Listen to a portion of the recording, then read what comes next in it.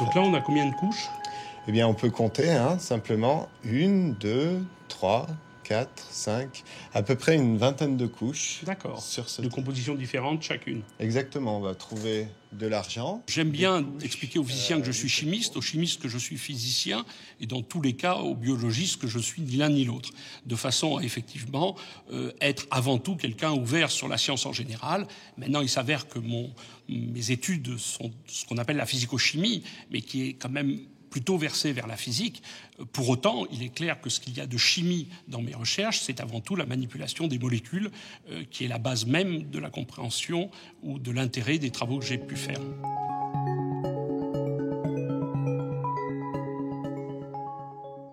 Alors, vous avez ici, par exemple, une salle qui est transparente, où vous voyez l'intérieur de cette salle de travail à travers un vitrage. Ce vitrage peut passer d'une position transparente vers une position dépolie. On est capable de contrôler l'optique de ce verre par un courant électrique. Dans le cas présent, c'est un champ électrique qui permet de faire transformer un cristal liquide de l'état turbide à l'état non turbide.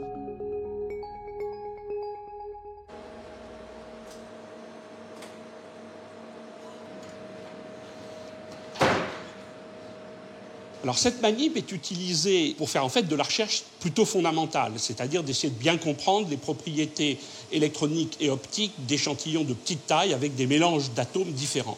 Elle est en fait utilisée en partie par l'équipe mixte que nous avons avec le CNRS, qui est une équipe qui fait de la recherche totalement fondamentale, pour essayer de comprendre les propriétés de la matière lorsqu'elle est confinée à des épaisseurs faibles et avec des compositions très différentes.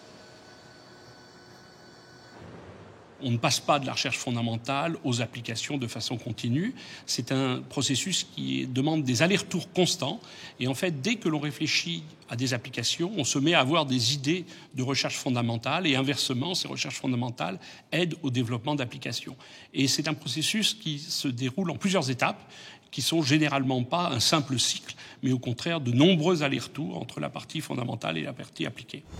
Si on prend par exemple la physique du solide, qui est un domaine traditionnel de recherche fondamentale, eh bien, il est clair qu'elle a donné lieu à des tas d'applications, bien évidemment l'électronique, mais plus récemment les supraconducteurs, et qu'inversement, ces besoins d'application donnent lieu à des recherches très fondamentales. Donc peu, en fait, de domaines scientifiques échappent réellement au monde de cette relation entre application et recherche fondamentale. Même les mathématiques sont très souvent la base de compréhension et de découverte qui peuvent servir dans des applications.